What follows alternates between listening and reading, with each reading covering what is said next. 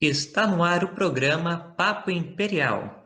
Eu sou o Arthur Comim e junto comigo está o Paulo. Nós somos catarinenses e hoje nós vamos iniciar o nosso programa apresentando os dinamismos dos quais nós falamos sobre a monarquia.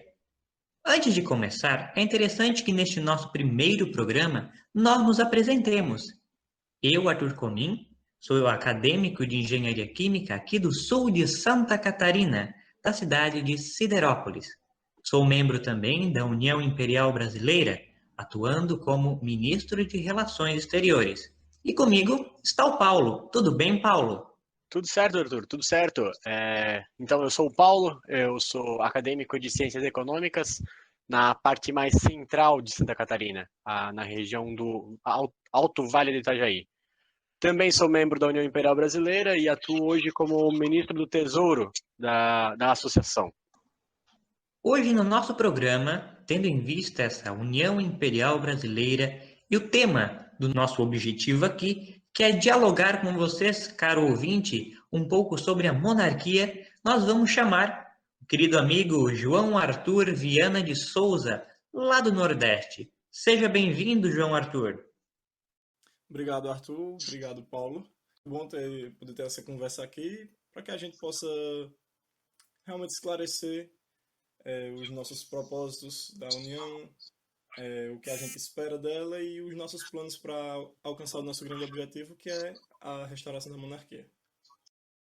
Isso mesmo. Então, sabendo, né, que nós somos jovens, cada um tem o seu porquê, o seu motivo de defender o ideal monárquico e que, querendo ou não, um jovem defender o ideal da monarquia acaba se tornando um pouquinho estranho, né? Até eu e o Paulo, que somos aqui os apresentadores, embora nós comunguemos da mesma causa, nós temos visões, nós tivemos caminhos diferentes a trilhar e poder conseguir chegar onde nós estamos. Então, nós queríamos ouvir de você, João Arthur, o que te levou a querer restaurar? De onde surgiu essa paixão pela monarquia?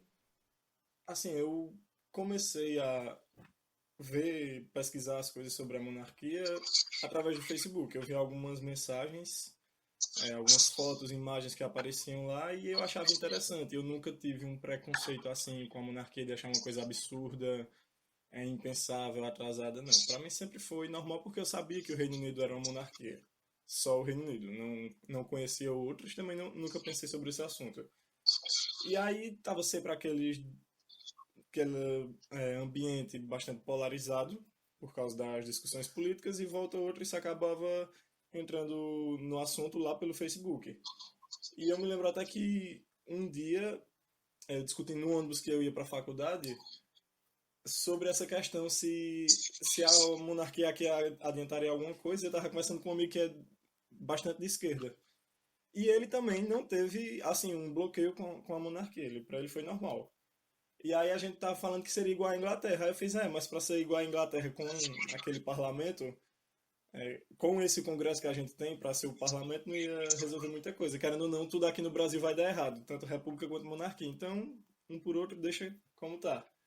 E aí eu fiquei com esse pensamento por muito tempo, até que em 2017 eu estava entediado em casa e mexendo no Facebook acabei vendo sobre uma postagem sobre a monarquia e fui pesquisar. E aí eu fui pesquisar mais a fundo sobre a monarquia e acabei conhecendo a história do Brasil imperial. E ali naquela tarde que eu descobri como foi o nosso período, que a gente tinha estabilidade, que a gente era uma potência regional, que a gente tinha uma importância, né, mundial bem maior do que nós temos hoje. Então, a partir dali, eu virei 100% monarquista e, até hoje, vejo que não existe outra esperança para o Brasil entrar nos trilhos do que a monarquia. Por isso que é a minha vontade tão grande de que ela possa ser restaurada para que a gente possa ver o Brasil realmente crescer, evoluir e se desenvolver. Certo, entendido. E tu, Paulo? Tu, meu querido amigo aí, ó, tá comigo na apresentação. O que tu me diz? De onde é que surgiu aí também o teu amor, essa tua paixão? Então, eu vou confessar para vocês, eu tenho uma sina por jogos de estratégia, as coisas que me façam pensar. E eu sempre gostei muito da época medieval, das monarquias, da realeza, toda essa figura, essa figura que a gente encarna aí na história, né? Que a gente é realmente. Eu sou um apaixonado por história, então eu gosto muito de olhar para isso. Isso para mim sempre foi um simbolismo. Eu falo nessa época, 12, 14 anos. E a partir de então, eu sempre me declarei monarquista, só que eu nunca sabia, não soube de movimentos que tinham para restauração nada do sentido.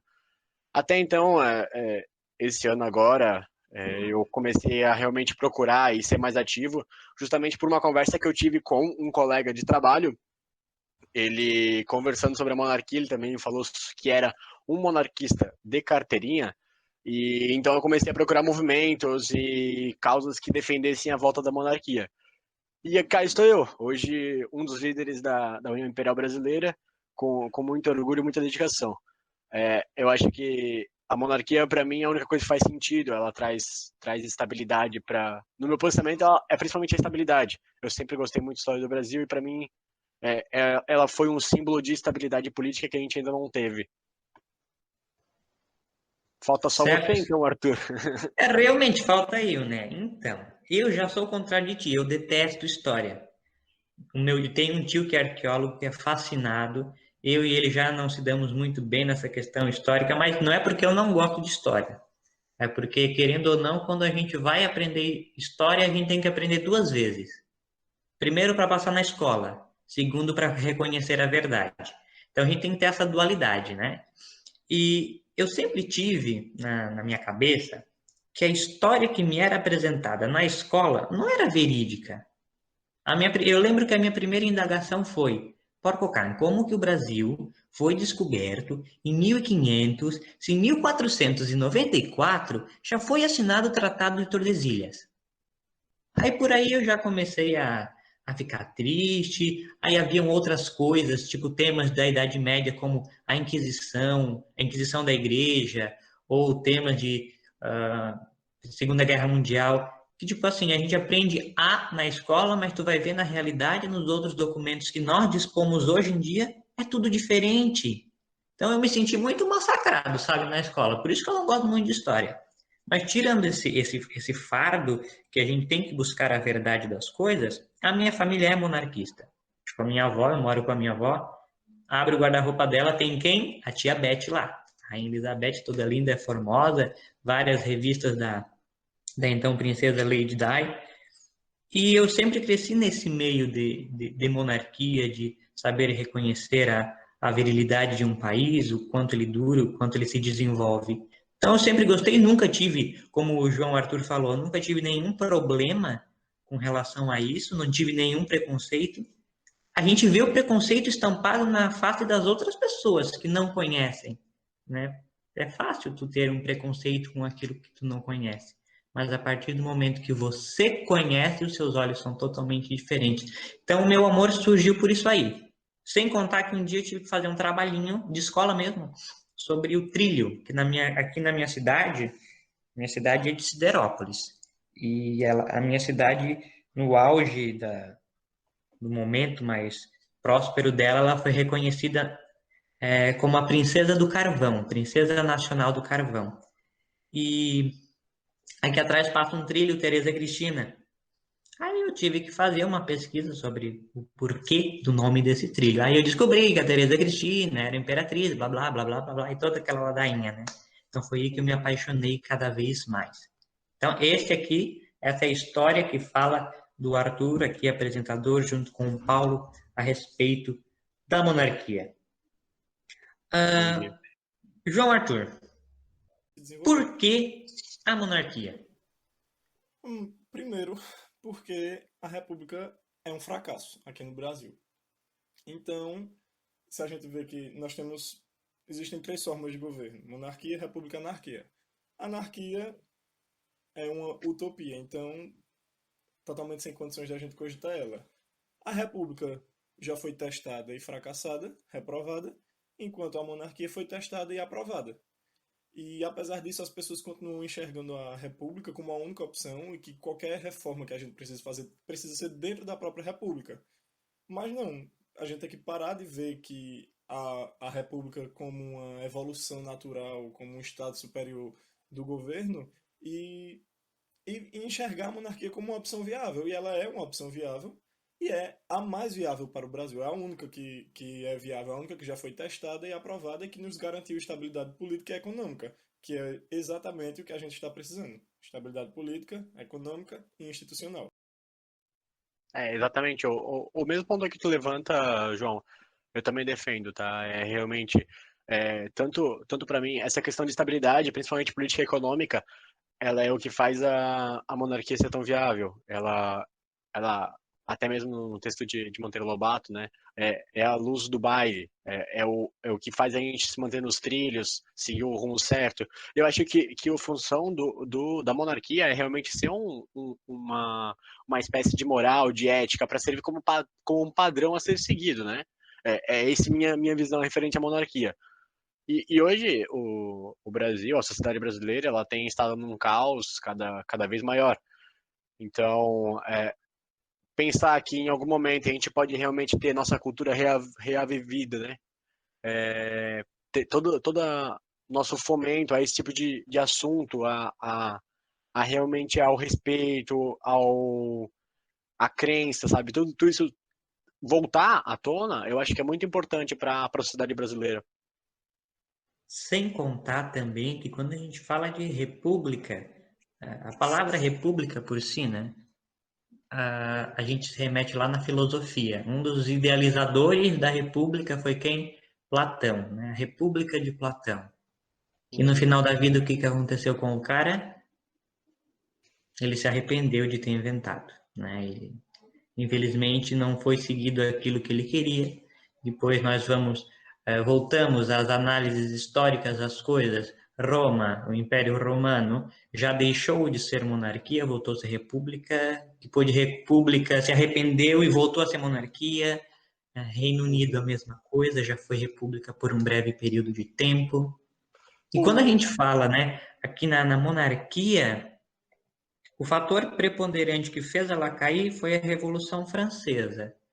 Aí depois daquele momento que ela caiu, começou na França, caiu, as outras monarquias foram caindo depois, e hoje nós temos no imaginário popular que a monarquia é algo retrógrado, porque é uma coisa que aconteceu há mais de 300 anos, foi a derrubada das monarquias absolutistas, que é a qual hoje é inconcebível no imaginário de qualquer pessoa, por questões lógicas, óbvio.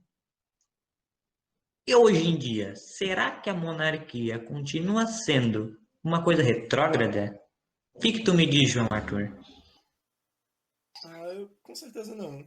O que se associa a isso é justamente por ela ser tão antiga, por ser basicamente a primeira forma de governo que se estruturou e justamente porque a gente sempre escuta falar da monarquia nas histórias bíblicas ou quando a gente estuda as civilizações mais antigas, os filmes e séries que tratam sobre a Idade Média e tudo, trata como a monarquia e junto com isso aquela sociedade que seria considerada retrógrada para hoje, uma sociedade onde se matava por besteira, onde não havia um desenvolvimento social nem tecnológico, a medicina era precária e tudo. Mas o fato é que a forma de governo, só porque ela é antiga, não quer dizer que ela ficou retrógrada. Assim como você mesmo disse que a República ela foi idealizada por Platão e ele também é bastante antigo. Então isso não quer dizer que a República seja retrógrada. Então a gente vê que essas formas de governo elas vão se moldando e conforme a sociedade vai mudando, elas vão se ajustando à sociedade e assim ambos vão caminhando e se desenvolvendo. E hoje o que nós vemos é o quê? Que os países mais desenvolvidos são justamente monarquias parlamentaristas, porque essa é a forma de governo da monarquia mais moderna, mais democrática, mais eficiente que nós temos até hoje. Então, talvez a monarquia absolutista ela seja retrógrada, mas a monarquia parlamentarista de forma alguma. Vale ressaltar, né, essa questão de diversas formas, né? A própria monarquia brasileira teve, no mínimo, três formas a gente consegue citar. A gente teve a monarquia parlamentarista da segunda metade do século XIX, onde tinha o primeiro-ministro, não era o primeiro-ministro, era o presidente do Conselho de Ministros, né? A gente tinha o Senado, os deputados, tudo formando um parlamento e o imperador, o Dom Pedro II, somente exercendo o poder moderador.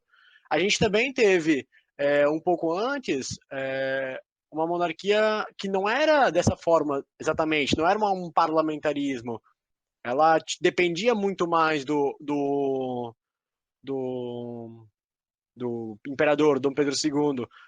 Então, o Dom Pedro II exercia também, além do poder, do cargo de chefe de Estado, de chefe de governo, ele fazia ambos. Só que mesmo assim não era um absolutismo, porque ele dependia da aprovação das câmaras, dos deputados, dos senadores, né? E se a gente pegar anterior a 1822, na época de Dom João VI, ela era uma monarquia absoluta. Tá certo que não era Brasil, ainda era uma colônia de Portugal, ainda era Portugal, né? Mas se a gente pega a história brasileira como um todo, desde 1808, a vinda de Dom João VI para o Brasil, a gente vai encontrar essas três fases de monarquia. No próprio Brasil, né? Que é uma história aí de 81 anos. E justamente quando a gente fala também ainda nesses quesitos de absolutismo, república, o absolutismo ele era considerado, uma das características dele é justamente o poder centralizado na mão do rei ou do imperador, em que ele exerce o poder de chefe de Estado e chefe do governo. Ok, tudo bem. Aí vai lá, a Revolução Francesa derruba a monarquia, instaura a república. Normalmente as repúblicas adotaram um sistema presidencialista.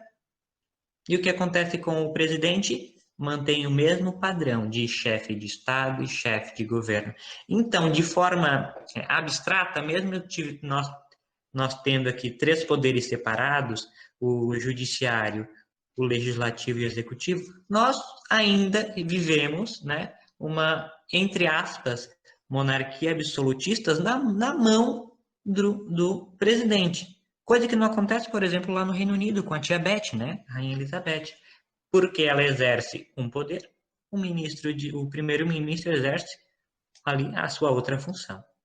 Então, são coisas que a gente pode analisar com o decorrer da monarquia que também são muito boas para a nossa análise. Inclusive, o João Arthur ele falou uma coisa que vale a pena, que se a gente parar para pensar, que ele me fez pensar agora, que a república também é tão antiga quanto a monarquia. E nós hoje apoiamos e queremos que a monarquia seja restaurada não porque ela é ruim, mas porque ela é boa. Óbvio, ela foi testada com o passar dos tempos.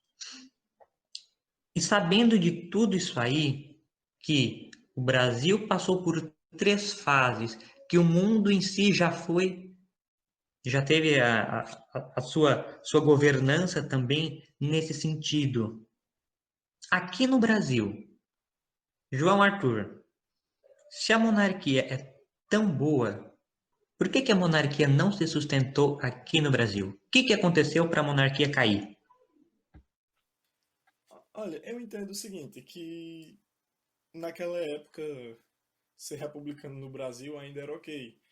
Porque, querendo ou não, era a modinha da época, né? A moda da época era, depois da Revolução Francesa e independência dos Estados Unidos, era a moda da época virar república. E várias monarquias estavam caindo, várias monarquias cairiam ainda, então tudo bem. Estava se chegando a uma ideia de que a república seria a próxima evolução da forma de governo.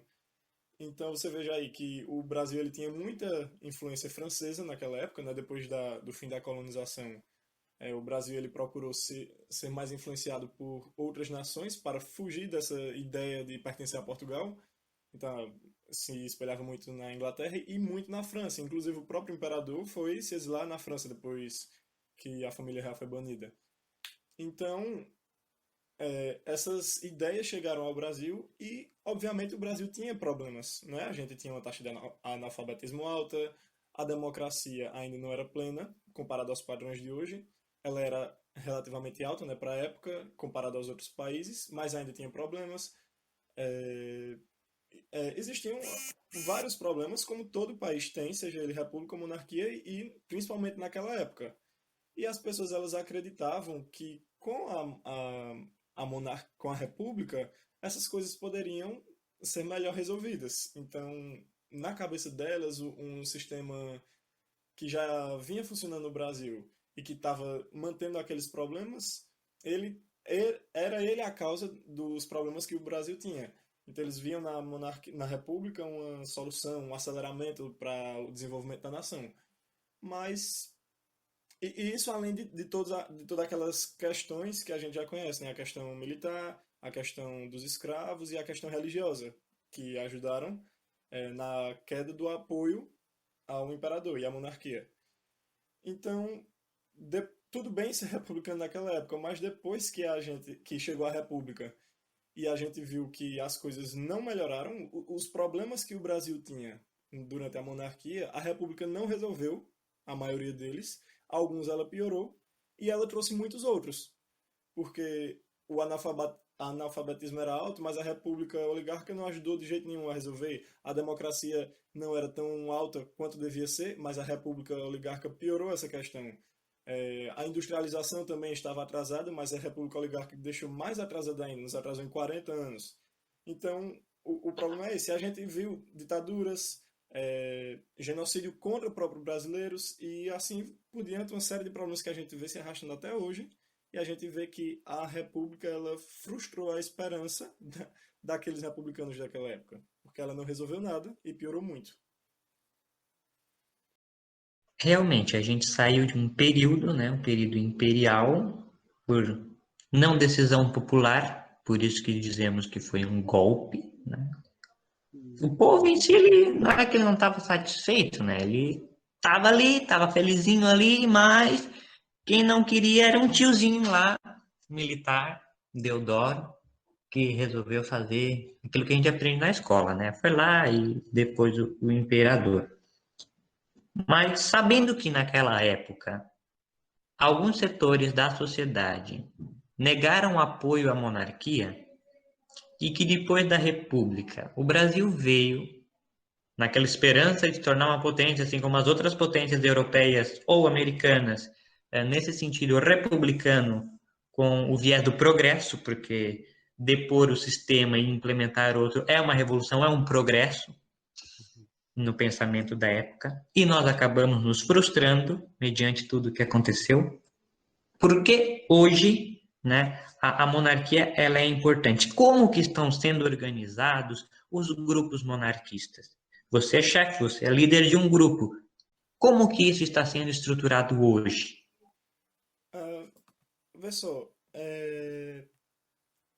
assim, o século XXI ele nos trouxe bastante novidades e a principal delas, que eu considero pelo menos, seria a internet e a chance que ela dá de propagar ideias, né, de agregar pessoas.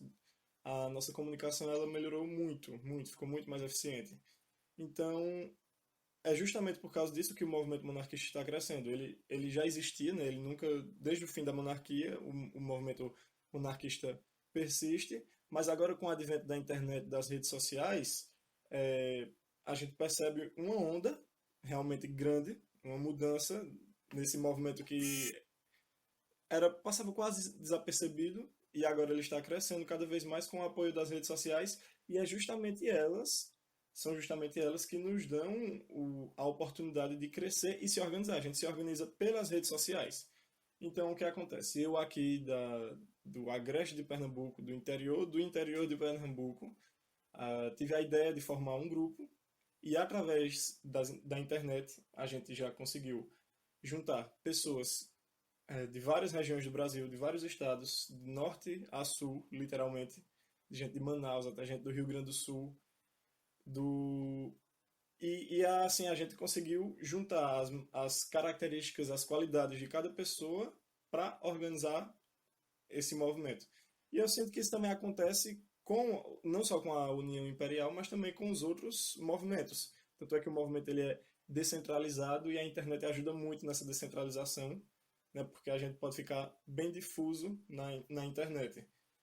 E falando assim especificamente da União Imperial, o, o modo como a gente se organiza é justamente esse: pegar as pessoas que estejam dispostas ver qual é o ponto forte que elas têm e como isso pode ser aplicado para ajudar na causa monárquica. Então, tem uma pessoa que ela sabe fazer edição de imagens, então ela vai trabalhar justamente nisso, fazer edição de imagem, mas ela não é boa na ideia para criar a imagem, certo? Mas existe outra pessoa que ela tem a ideia para criar uma imagem, então ela faz um esboço, um rascunho e dá para uma pessoa que tem o programa, que sabe mexer. Então, a gente vai juntando assim as qualidades, as características de cada pessoa e nisso assim faz o resultado. Então cada um pode contribuir com o seu pouco e sai um resultado bom, satisfatório. E essa é a proposta da UIB e é isso que a gente tem trabalhado para melhorar. Paulo, meu querido, e tu? O que tu tem de bom para oferecer para a União Imperial Brasileira, Paulo? Eu acho que o principal ganho que a União Imperial Brasileira tem com pessoas como eu dentro do movimento são principalmente pelo fato de ser muito inovador, de buscar muitas coisas. Isso eu digo no sentido de que muitas das ideias a gente desenvolve em conjuntos e a gente faz, mas um economista, eu estou me formando em economia, estou na 8ª fase, e um economista, ele é muito analítico, ele tem um senso muito crítico, então esse senso crítico ele é fomentado justamente quando utilizado para propagação de alguma coisa, para passar ideia, para melhorar alguma coisa. A gente tem isso enraizado. Todo economista tem isso. Se você conhece algum economista, você pode conversar com ele que ele vai ter isso enraizado. Isso é uma cultura do economista mesmo. E a gente utiliza isso aqui dentro da União Imperial Brasileira da melhor forma possível. A gente tenta trazer vídeo, esse podcast é próprio nosso também, não só meu, eu digo que nós formamos isso e eu me encaixo nisso, é justamente uma das coisas que eu posso trazer de bom, essa dedicação, ela também é uma coisa que eu posso trazer de bom, que eu trago de bom para a União Imperial Brasileira. Além de tudo, o fato de ser muito analista me requer muito conhecimento. Então, eu sou obrigatoriamente eu tenho que ir atrás de conhecimento para saber analisar os tempos contemporâneos, os tempos passados, o Império, saber como era a economia, que vai ser o tema do meu TCC, a economia do Império Brasileiro. Então, trabalhar em cima dessas questões de fazer uma base sólida para a União Imperial Brasileira é um dos pontos fortes que eu acho que eu posso contribuir para a nossa causa. E tu, João Arthur, o que tu pode contribuir? Qual é o seu objetivo dentro da União Imperial Brasileira? O que você faz? Conta para nós. Como foi eu que criei, o que eu mais contribuí até agora foi justamente nas ideias. Então, foi justamente a ideia de criar o IB, a ideia de juntar essas pessoas. Assim, não que só eu dei ideias, né? Mas eu acho que é a minha maior contribuição. É justamente as ideias que eu vou dando, e aí, às vezes eu falo com o ministro, vamos fazer isso. Aí a gente vai lá e organiza, vamos fazer, eu falo com outro ministro, vamos fazer tal coisa. E a gente vai, eu tenho muitas ideias e eu vejo que a União Imperial ela é um jeito que é uma organização que ela ajuda nisso, para que a gente possa colocar as nossas ideias. Tem muita gente por aí, muito monarquista que quer colocar suas ideias em práticas, mas que não tem como. E eu vejo que a União Imperial Brasileira ela pode ser um instrumento que ajude nisso para viabilizar as nossas ideias, os nossos planos, para que eles possam realmente ser efetivados e possam vir ajudar na causa. Além disso, eu também cuido das redes sociais da União, principalmente porque agora durante a quarentena eu estou com muito tempo livre, mas com o passar do tempo, que voltar às atividades normais, a gente vai precisar descentralizar mais esse uso das redes. O Paulo aí já me ajuda bastante. Hoje mesmo eu estava sem tempo para postar um vídeo e ele postou por mim. E assim vamos. E eu também entendo um pouco de adição de vídeo e imagens. Não é muito, mas é o suficiente. É o que dá para a gente ir trabalhando. E como eu não deixo de ser membro também da União Imperial Brasileira, atuando no Ministério de Relações Exteriores, embora eu faça engenharia química, que não tem muita coisa a ver, né? Eu sempre gostei de estar envolvido nas redes sociais, dando palestras, aulas, enfim, mantendo relação com o público.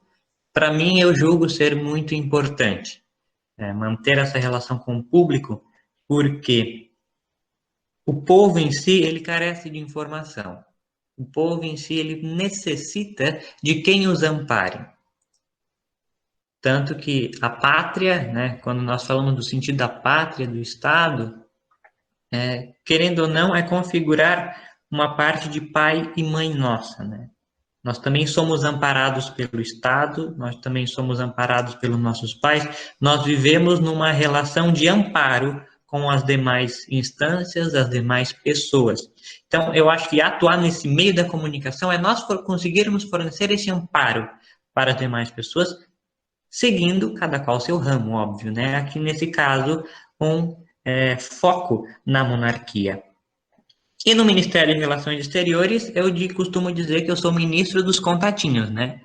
Pega um contatinho e manda para todo mundo. Não tá ouvindo, então mando carta. Então é super top ali. Daqui a pouco eu vou abrir até uma pasta com filial do correio que não tem problema nenhum. Vai ser de muito bom proveito. E uma coisa que eu costumo dizer, né, é que a gente só vai acreditar e apostar nas coisas a partir do momento que nós amarmos aquilo que nós fazemos, né? A gente só faz, a gente só conhece, a gente só apoia aquilo que ama. E há alguma forma do povo brasileiro amar a monarquia? Tem sim. Na verdade, eu posso até roubar uma frase as palavras de Dom Bertrand nesse caso, tá? Eu acho que realmente o povo brasileiro, ele é monarquista, ele só ainda não sabe, ele não descobriu. Então, a gente tem que florescer isso, realmente fazer ele entender o porquê de defender a monarquia, o porquê de buscar compreender da forma como o Brasil foi formado, quem que eram as pessoas, como foi pensado a política brasileira, como que nossa monarquia foi única, foi respeitada. Eu acho que tudo isso a gente tem que trazer novamente, a gente tem que buscar fazer florescer. E a gente tem buscado isso ao menos. Eu acho que a cultura brasileira ela tem muito para crescer e, e fomentar isso, consequentemente vai fazer o povo gostar da monarquia. Porque, como eu comentei, a monarquia já está intrínseca na nossa sociedade. Todo mundo quer ser o rei de alguma coisa. Quando pequeno a gente brincava pelo menos eu brincava de ser rei de alguma coisa, de mandar em alguma coisa. Então, a gente tem isso intrínseco muito na gente. A gente tem o rei do futebol, a rainha do futebol, que é a Marta, o rei do futebol, que é o Pelé, tem o rei não sei, do samba, tem o rei Roberto Carlos. Tudo no Brasil tem rei, tudo pro Brasil tem rei. Então, a monarquia já está inserida. A gente tem que só fazer florescer e fazer com que todos compreendam. E eu concordo plenamente. A sociedade brasileira, ela já odeia a República. Ela já odeia os presidentes, ela já odeia os políticos, ela já odeia a República de verdade. Então, a sociedade brasileira ela só ainda não sabe que existe uma alternativa para a República. Ela odeia os políticos e acha que odeia realmente só os políticos, mas não, ela odeia o sistema que mantém esses políticos corruptos e que favorece eles. Então, quando a gente apresenta a monarquia como alternativa, primeiro a maioria se pergunta assim, né? Será que a monarquia resolveria alguma coisa? Por que será que ela resolveria alguma coisa? Não continuaria esses mesmos políticos? E aí a gente mostra a história do Brasil e aquele que conhece a história do Brasil, ou então que até então não conhece, mas aí estuda, ele vai sair apaixonado pela monarquia. Por exemplo, foi o que aconteceu comigo e foi o que aconteceu com muitas pessoas que eu tentava convencer. E os meus argumentos, por mais completos que pudessem ser, eles não foram suficientes. Mas eu tenho dois amigos, e eles são sociais-democrata, e eu passei mais de 3 anos, desde que eu virei monarquista, eu tentava convencer eles, mas nunca resolveu, nunca consegui.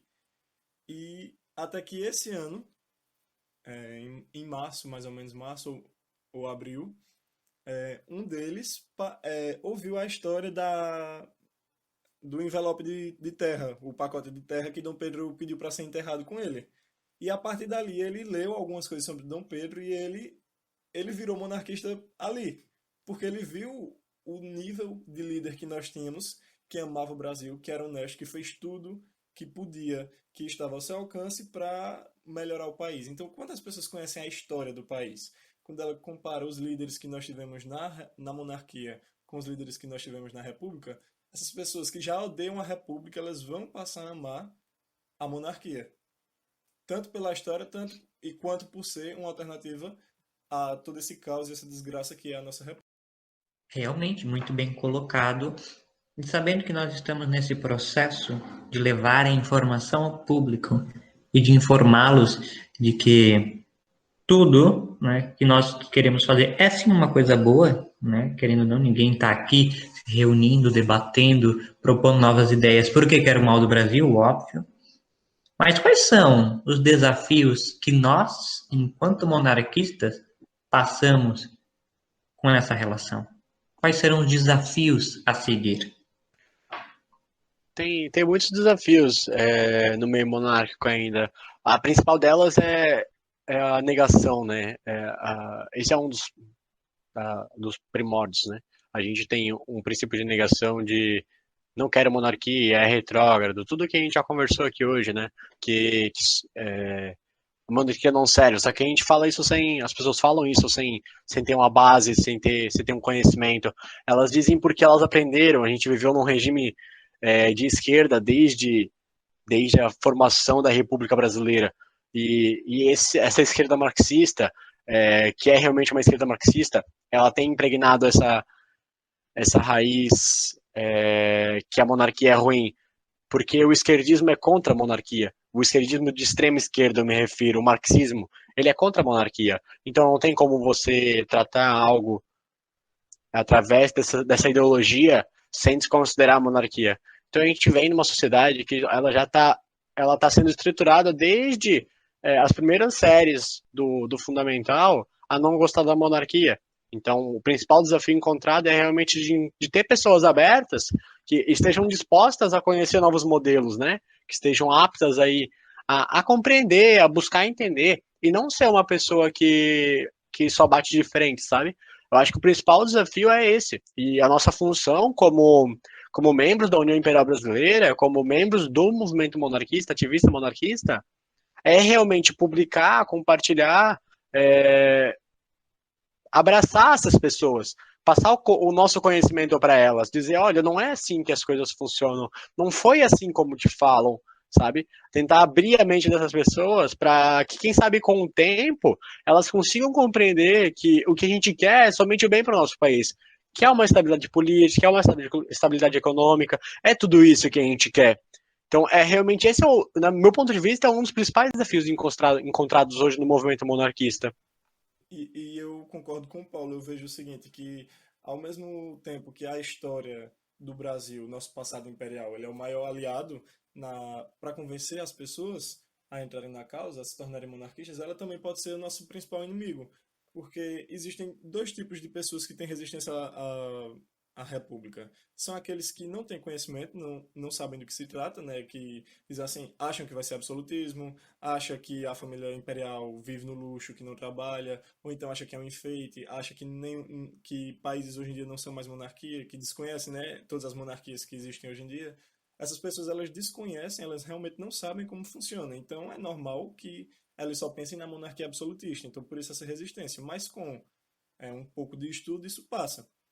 Mas por outro lado existem pessoas que elas sabem disso tudo, mas que elas negam o nosso passado e elas enxergam tudo aquilo como uma representação de tudo que é ruim, que o fato de ter havido a escravidão durante a monarquia, não importa se a família imperial era a favor ou se era contra, o fato é que existiu, então, essas pessoas elas querem fazer uma negação do passado, querem associar a monarquia com aquelas coisas, então, para elas vai ser sempre impensável a volta da monarquia, justamente por estar associada a esse período e a esses problemas do passado. Mesmo que em muitas repúblicas tenha havido escravidão, né? Mas como no nosso caso foi durante a monarquia, então para essas pessoas a monarquia é impensável. Além de outros problemas como a própria falta de saneamento básico, o analfabetismo que era alto, então para elas tudo isso está ligado à monarquia. Então essas pessoas elas não vão aceitar a monarquia simplesmente por causa disso. O que não tem absolutamente nada a ver uma coisa com a outra, porque não é porque vai voltar a monarquia que o índice de analfabetismo vai disparar, não é porque vai voltar a monarquia que o país vai ficar sem saneamento básico, que a medicina vai ficar precária de novo, como era no século XIX. Então, os problemas da época são da época, estão no passado. A forma de governo ela é atemporal, não importa se ela é foi usada no passado ou se é agora no presente. Certo, João Arthur, a gente agradece a tua participação aqui no nosso programa Papo Imperial. Muito obrigado, Paulo, também por me acompanhar nesse nosso primeiro programa. Desejamos fazer muitos e muitos e muitos outros programas Papos Imperiais. No nosso próximo programa vamos trazer um convidado ilustre, que vai ser surpresinha para a hora, né, Paulo? Claro. Então, a mensagem que nós deixamos ao caro ouvinte é o seguinte, né? Talvez você não seja monarquista. Se você já é, tudo bem, que bom, propague a nossa causa, divulgue, seja feliz, bata tambor, né? Propague cada vez mais. Já e você que não é monarquista, talvez você pode achar estranho. O que esses três jovens, o que esses três rapazes estão falando de monarquia em pleno podcast? Realmente, se não fosse importante, nós não estaríamos aqui. Tenham essa certeza, nós estamos deixando o nosso tempo, deixando de fazer as nossas coisas pessoais para levar informação a você. E pode ter certeza que todas essas informações aqui faladas, com exceção daquilo que é opinião própria, foram muito bem respaldadas, segundo a ciência e segundo tudo que nós temos de bom oferecendo aqui no Brasil, tá bom? Então, a partir do momento que nós tivermos o amor pela educação, o amor por aquilo que é sagrado, que é a nossa história e a nossa cultura, aí sim nós teremos outra visão de mundo. Então tá, muito obrigado, pessoal. Tenham todos, né, um excelente término de dia. Tchau, tchau. Tchau, tchau.